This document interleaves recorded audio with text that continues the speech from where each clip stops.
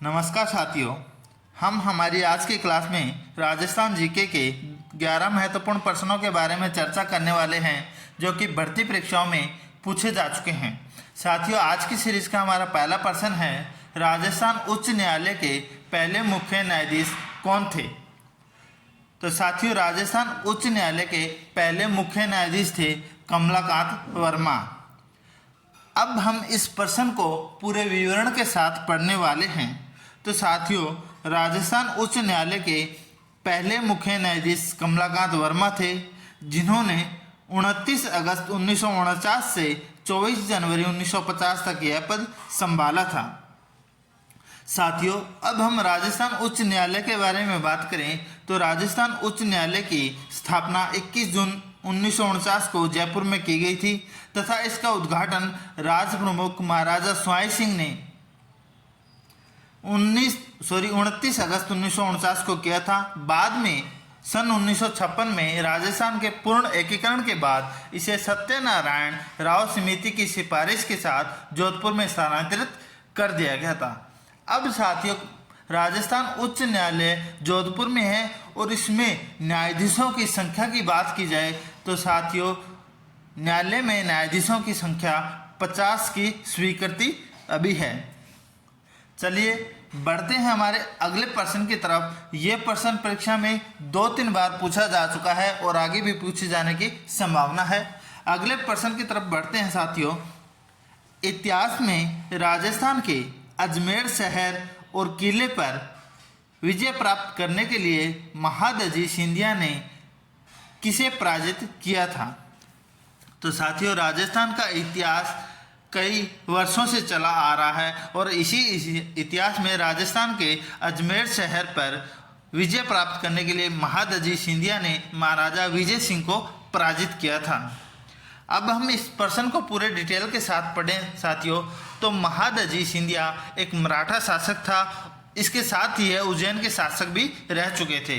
साथ ही ये सिंधिया राजवंश के संस्थापक तथा रणजी राव सिंधिया के सबसे छोटे पुत्र कहलाते हैं। साथियों, थोड़ी सी चर्चा हम और कर लेते हैं कि महाराजा विजय सिंह राठौड़ ने सन 1752 से सन 1793 तक मारवाड़ पर शासन किया। ये महाराजा भगत सिंह के पुत्र थे। इसके अलावा हम बात करते हैं साथियों कि महादजी शिंदे या सिंधिया तथा इसकी सेनाओं ने सन 1790 में अजमेर पर अधिकार कर लिया था। तो राजस्थान के अजमेर शहर और किले पर महादजी सिंधिया ने महाराजा विजय सिंह को पराजित कर जीत हासिल की थी। अगला हमारा प्रश्न है साथियों, किस राजपूत राजा को अकबर द्वारा फराजंद की उपाधि से सम्मानित किया गया था?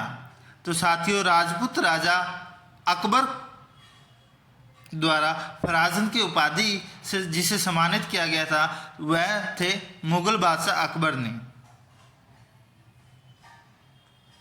तो साथियों, मुगल बादशाह अकबर ने राजा मानसिंह को फराजंद की उपाधि से सम्मानित किया था। राजा मानसिंह का जन्म 6 दिसंबर 1550 को हुआ था तथा राजा मानसिंह प्रथम अकबर के दरबार के प्रसिद्ध नवरत्नों में से एक थे।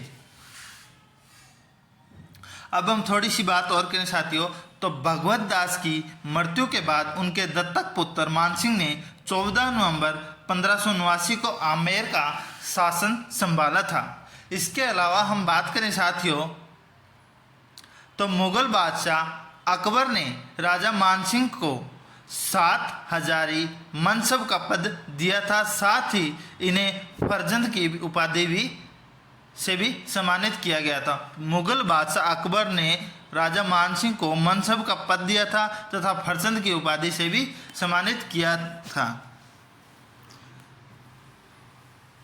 राजा मानसिंह अकबर के नवरत्नों में से एक रत्न थे। अगला हमारा प्रश्न है, मुख्यमंत्री अशोक गहलोत ने किसके तहत पूरा काम पूरा दाम अभियान शुरू किया था?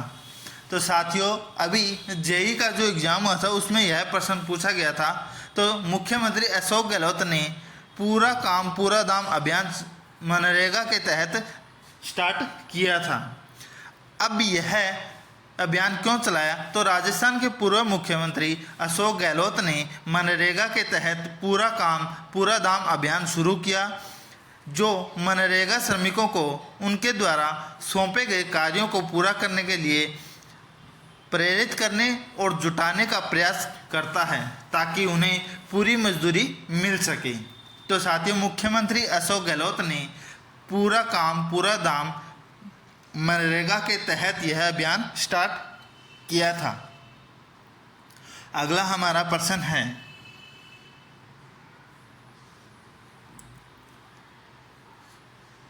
राजस्थान का लौह पुरुष किसे कहा जाता है? तो साथियों, राजस्थान के लौह पुरुष की बात की जाए तो यह दामोदर लाल व्यास को राजस्थान का लौह पुरुष कहा जाता है। दामोदर लाल व्यास का जन्म 9 दिसंबर 1909 को टोंक जिले के मालपुरा शहर में हुआ था। दोबारा बता देता हूँ, दामोदर लाल व्यास का जन्म 9 दिसंबर 1909 को टोंक जिले के मालपुरा शहर में हुआ था तथा इन्हें राजस्थान के लौह पुरुष के उपनाम से जाना जाता है। साथियों, ये बता देता हूँ, दामोदर लाल व्यास जी राजस्थान के गृह मंत्री रह चुके हैं। पूर्व गृह मंत्री दामोदर लाल व्यास को राजस्थान का लौह पुरुष के नाम से जाना जाता है। अगला हमारा प्रश्न है, बिन्हाई रासो किस लेखक द्वारा लिखा गया है? तो साथियों, बात की जाए बिन्हाई रासो, तो यह लेखक की बात की जाए साथियों, तो बिन्हाई रासो महेश दास के द्वारा लिखा गया है। अगला हमारा प्रश्न है, भारतीय राष्ट्रीय कांग्रेस के पहले मुस्लिम अध्यक्ष कौन थे? तो साथियों, भारतीय राष्ट्रीय कांग्रेस की स्थापना सन 1885 में हुई थी।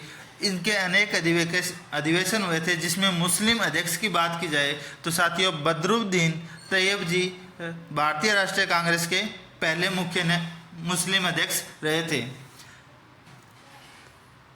दिसंबर माह 1885 में कांग्रेस पार्टी की स्थापना के बाद व्योमेश चंद्र बनर्जी इसके पहले अध्यक्ष बने थे। तो ये भी क्वेश्चन पूछा जा चुका है। कांग्रेस पार्टी का तीसरा अधिवेशन सन 1887 में मद्रास में हुआ था, जिसके अध्यक्ष या मुस्लिम अध्यक्ष सैयद बदरुद्दीन तैयब जी थे और उन्हें भारतीय राष्ट्रीय कांग्रेस के पहले मुस्लिम अध्यक्ष के रूप में जाना जाता है।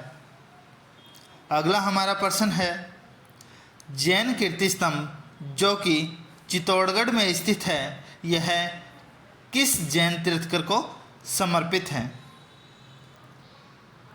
तो साथियों, जैन कीर्ति स्तंभ की बात की जाए तो यह जैन के प्रथम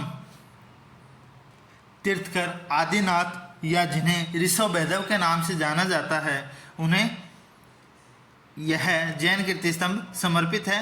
जैन धर्म के प्रथम तीर्थकर भगवान ऋषभदेव थे, जिन्हें आदिनाथ के नाम से भी जाना जाता है, जिन्हें आदिनाथ भी कहा जाता है।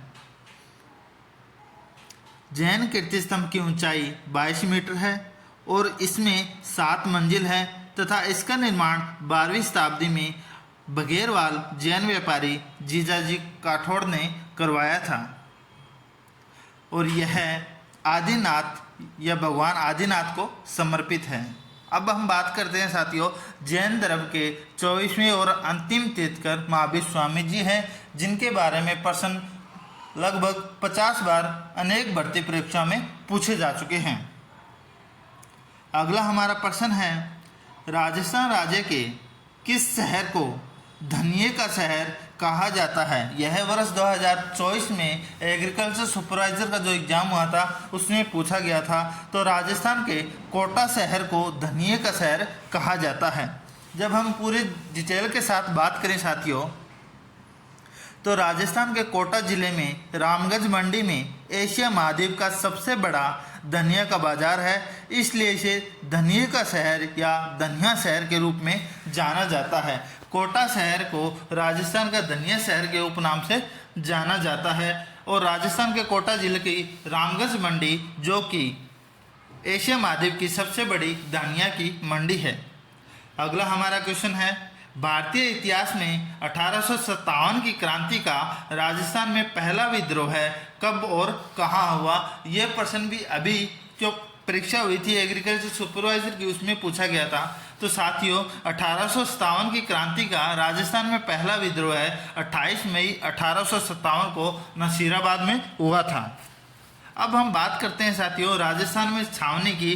तो राजस्थान में 6 ब्रिटिश छावनी थी। नसीराबाद जो कि अजमेर जिले में थी, देवली जो कि टोंक जिले में, एरिनपुरा पाली में, कोटा जिले में, खेरवाड़ा उदयपुर में तथा ब्यावर जो छावनी क्षेत्र है वो अजमेर जिले के अंतर्गत आता है।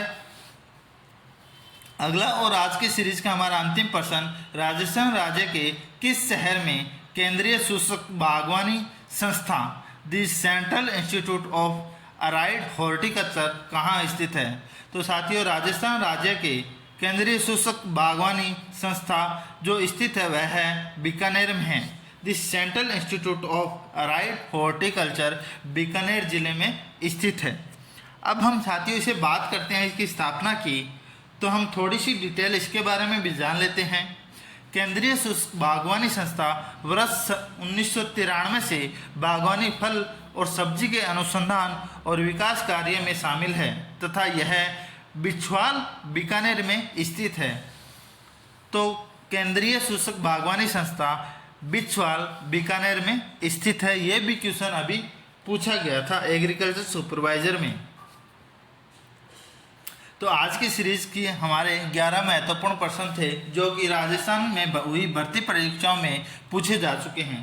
तो अगर मेरी वीडियो आपको पसंद आए तो मेरी वीडियो को लाइक करें और अपने दोस्तों के साथ शेयर ज़रूर करें।